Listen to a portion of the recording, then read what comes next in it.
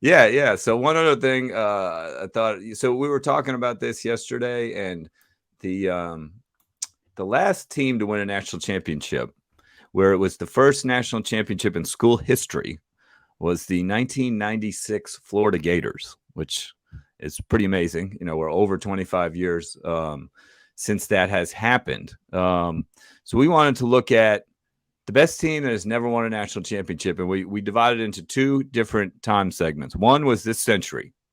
What is the best program to not win a national championship since 2000? And then we're going to talk about the best program never to win a national championship since the AP poll started and was awarding national championships since 1936. Now, the caveat, well, we'll get to that when we talk about the 1936. So let's first start with who is your best program? What research? What did the research tell you? The best program not to win a national title since 2000. Notre Dame. It's tough because I think it's between Notre Dame and some other schools. You could say one of the Big Ten powers, a Pac-12 power, something like that. But in the playoff era, they're 85-30.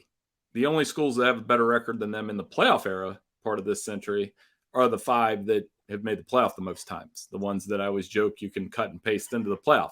So I just always bristle at the whole Notre Dame is irrelevant and Notre Dame hasn't done this. 1988 is a long time for a program not to win a national championship to claim to be the most prestigious program in college football, which I still think they are.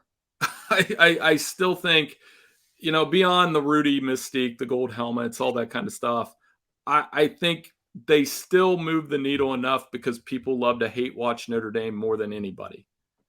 Maybe not. I don't know. Maybe that's the debate is, do people hate Alabama more than Notre Dame? Not when I lived in North Carolina. They didn't. They hated Notre Dame. People in the South love to hate Notre Dame. People in Big Ten country love to hate Notre Dame. People, I imagine people on the West Coast love to hate Notre Dame. And but they've still managed to have a lot of success. They're ranked 10th in our preseason projections. They've had Brian Kelly really did a good job. It really comes down to, when are they going to win against a top 5 team? Because BK was 1-6 in those games. Marcus Freeman was 0-2 last year. That is where that whole Notre Dame is a relevant narrative comes from. Because, to be truthful, it has been a very long time since they've won a national championship. So I looked at Notre Dame.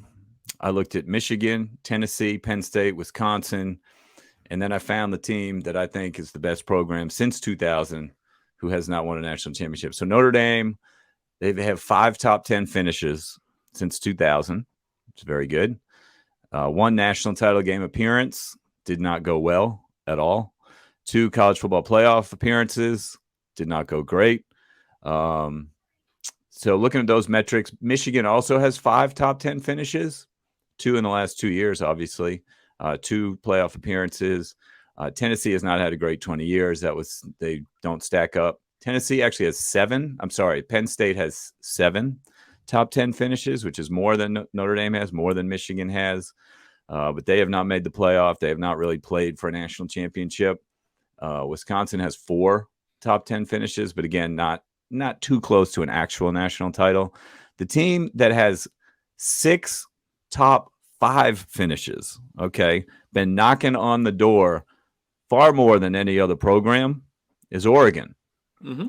6 top 5 finishes since 2000. They've been in the national championship game twice. They've only had 2 losing records since 2000. Notre Dame has 4. Michigan has 4. Penn State has 5. Oregon only has 2. They have 13 double-digit wins seasons, which is more than Notre Dame has, more than Penn State, more than Michigan. All these metrics point to Oregon. 9 times, Oregon has had only 1 or 0 losses in Pac-12 play. So that they have been extremely consistent since the turn of the century. And then the 2 national championship games they did play, and in 2010, they lost to Auburn 22-19. That was the Cam Newton team. Field goal in the last play of the game. Auburn had a little bit of a fluky play to set up that field goal in the last play of the game. But that Oregon team, the 8 of their 12 wins were by 20 points or more. And then 4 years later, they were back in the national championship game. They lost to Ohio State 42-20. Marcus Mariota won the Heisman Trophy, which, again, Notre Dame does not have a Heisman winner. Penn State, Michigan do not have Heisman winner. And in the semifinals, the first semifinal of the college football playoff era, they beat Florida State by 39 points. Florida State, defending national champion, crushed them. So I think, they've been to 4 Rose Bowls. They've won 3. LaMichael James was a third-place Heisman finisher for Oregon since 2000. So you pile it all up, and Oregon has been very, very, very impressive since 2000. Yeah. Did Nike sponsor that segment by chance? I mean, do we get a kickback for Phil Knight for all of that? We should. Hey, my research is thorough, man. My research is thorough. I get it. That's a good pick. I mean, I'm not going to dispute it. I still think, in Big Ten country, I will speak like a Big Ten fan now and take like my Ryder cap off. They still don't take Oregon seriously. And I know they went in the big house and smacked Michigan. And I know they beat Wisconsin in a Rose Bowl. Maybe it's just a Columbus thing. Like when Oregon played Ohio State in the national championship game, there was no doubt. I would have bet whatever amount of money you wanted to bet that Ohio State was going to smack them. Oregon just beat Ohio State. Yeah, true. In Columbus. True. I guess that's a good one. But yeah, but that wasn't a national championship game or a Rose Bowl. I mean, that was early in the season. So, to my point, Oregon, there's a lot of like smoke about Oregon joining the Big Ten, and I don't know how Big Ten fans would feel. I mean, that'd be a good ad, but they are definitely a 21st century success story as a program. There's no doubt. So that is a good pick in terms of being in the national championship twice. And showing well, Not Ohio State kind of blew them out, but to get to the Ohio State, they beat Florida State. That's something that Michigan has not been able to do in the last 2 semifinals. They smacked Florida State down by 39 points. Yes, they did. So, I respect the program. I think now the trick is they've had a lot of coaching changes since Chip. Mark Helfrich was there a very short time. Does Dan Lanning hang on there long enough to build something that like Chip and Mike Bellotti had, right? So I do think their success story is very good. So I'm not going to fault your answer at all. And, honestly, they have a better track record than Notre Dame. I just think I'll go with the Irish. I'll still stick with the Irish because whenever they're good, when Oregon's good, we just kind of wait for them to lose. When Notre Dame's good, it's people want them to lose. I think that's the difference. So, all right, let's switch to now the best program never to win a national championship in history since 1936.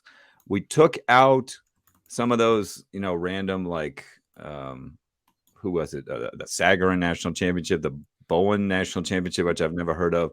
We stuck with AP from 1936 to UPI came into effect in 1950. And then it was basically, this is on an NCAA.com page, their official football national champions, Football Writers Association of America, the National Football Foundation. But basically it's the AP, the UPI, the coaches poll. So some teams fell out like a Boston College, like I'm trying to think who else. I told you that it was like off the table. Right. Illinois has one. Kentucky has one. Stanford has one. That they weren't the mainstream national champions. So I did a tally up of all the schools that have won a national championship. I think there are 33. So that's roughly half the Power Five, current Power Five conferences. If you look at the 2023 version of conferences right now, 9 SEC teams can claim a national championship, soon to be 11. And in the Big Ten, 8 teams can claim a national championship, soon to be 10 when USC and UCLA join. So that's kind of just the conference breakdown. But I wanted to know who your team was. You picked a team, I picked a team. The best program who is not among this 32, who has never won a national championship. And we're looking at from 1936 all the way up through 2022. You mentioned Oregon was a turn of the century success story. How does that stack up through all of the years? And I just want to see what your pick was. West Virginia. They have the most wins of any of these programs that have never won. So you start with that as the launch point. 772 wins as a program, getting close to the 800 club. They have a claimed national title in 1922 that doesn't meet our kind of requirements. And then I went back and looked at that year. They were 10-0-1, and get this, they beat Gonzaga 21-13 in the East-West Christmas Classic. And, did they hit any 3-pointers in that game? Right. I was going to say 102 years later, it's possible that they could play each other in basketball in the Big 12, which nobody in 1922 was probably talking about at that football game. They've had chances, the 88 Sugar or Fiesta Bowl against Notre Dame, the 93 Sugar Bowl against Florida, the Rich Rod heyday. They've had national championship caliber teams that didn't win it. And, we know guys like they have a lot of classic college football heroes like Major Harris and Pat White and Steve Slayton. And, for me, where I worry I love programs like West Virginia. They are the type of school that makes college football special to me. And they're the ones at risk in this new era because it's not just about the fact that now they're 22-25 with Neil Brown, and it's been a struggle. It's in this new money greedy era of college football with NIL. A state like West Virginia, which it's no secret is perennially in the top 10, poorest states in the country. It's tough because but that's why I love the program. It's not a wealthy part of the country. It's not a have, quote unquote, and they love their football. They have great tradition. Anybody that's been there and heard Country Roads, it's incredible. I hope they are able to find their footing in the next chapter of college football. And, so Mike DeCourcy here at Sporting News did a great piece on the upset that they suffered at the hands of Pitt in what was it, 2006? Yes, right. Yes. And that was that wild college football season. They were in position to make the national championship game, should have made the national championship game, lost to a very bad Pitt team. So that would have been a second appearance, like you said, 1988 against Notre Dame. That would have been a second appearance in a totally new era. So that's a good pick, West Virginia. And like you said, they're a fun team. They're a fun program. And that's what makes the unique makeup of college football from A to Z. I looked at West Virginia, so some numbers on them. They've had 5 top 10 finishes since 1936. I mean, all these programs that we're talking about, they're obviously going to have warts because, we're taking away 33 top programs. But they actually have 20 top 25 finishes in their history since 1936. 20 is a lot. It's right in line with Virginia Tech, which is another team I looked at. Virginia Tech had 7 top 10s, and of course they had a national championship game appearance with Michael Vick as well. I looked at Oregon beyond 2000. They have 10 top 10s. Of course, the 2 national championship games we talked about, 19 top 25 finishes. So they're right in line with Virginia Tech and West Virginia. A couple other schools with some pretty good history that might surprise you: Missouri, Stanford, and North Carolina. They're all between 17 and 20 years where they were top 25 teams. But there's one team that actually has 25 top 25 appearances in the final poll, 14 top 10s. Those numbers stand out above all the other programs that we're talking about. And it's the Wisconsin Badgers. Mm-hmm. They have, you have a stat that they have the most wins in the BCS era. The CFP era, right? That among teams that have not made the CFP, correct? Correct. Yeah. So they've been in plenty of Rose Bowls. They have had their ups and downs throughout the years, but even back in the day type of stuff in the 40s and 50s, they had some teams that were pretty good. And so Wisconsin was my pick over Oregon.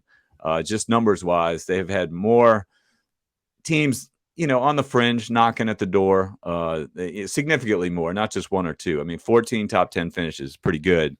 And for the time period that we're talking about among the group of schools that we're looking at. Yeah. I mean, it's interesting because their trajectory is a little bit like the Packers. it's home state Packers. The 70s and 80s were not good for Wisconsin football. And then, but pretty much since Barry Alvarez arrived, they had a 1-10 season in 1990, and he built this program into a, they're on the, I guess I would describe them, Bill, as on the montage when they do game day, that because people like jump around, and they have a tradition now that's lasted 30 years of NFL players and Rose Bowl appearances and running backs everywhere. And just not quite good enough to win a national title or get there. And I think they squandered their best chance when they had Russell Wilson. That was the best quarterback they've had. And, the big question now is, will Luke Fickell build on that? But yeah, that's a good pick. That's a good pick. I have no fault with it, because right now that would be probably my first answer. If you combined our two questions, they would probably be my answer. Mm-hmm. Mm-hmm. Yeah. So, all right. Well, I think that does it for our show. We will be back, we think, for one more episode this week. Stay tuned for that. Never want to promise something and then see it not come through. But first, before we get out of here, Troche Trivia answer. 2 weeks before the kick six, Auburn had another miracle, same field, against Georgia after Georgia rallied from a 20-point fourth quarter deficit. They took a 1-point lead. Then Auburn pulled it out in miraculous fashion. Who led that Georgia comeback in the fourth quarter? What quarterback led the Bulldogs to 3 fourth-quarter touchdowns to what looked like an incredible comeback, but ended up being a heartbreaking defeat? Yeah, I think I know the answer. It's Aaron Murray, I believe. You are correct. Yeah, I've been on, he's obviously a personality on the radio and college football personality. So I've had the pleasure of talking to him. I believe I've heard him talking about that on one of the times I was on his show, when we talk about Auburn. So, yeah. And Nick Marshall was the quarterback on the other one. I thought you were going to ask former Georgia DB, Nick Marshall, I think. Right. And I thought you were going to ask me who caught the pass, and that I can't remember for some reason. I'm blanking on that one right now. Rico. Yeah. Yes. That. Yeah. So I'm blanking. In front of me.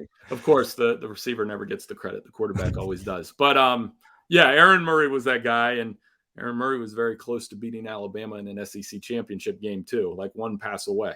Ooh, it's very true. Very true. So anyway, all right. Well, this was fun, Bill. Mm-hmm.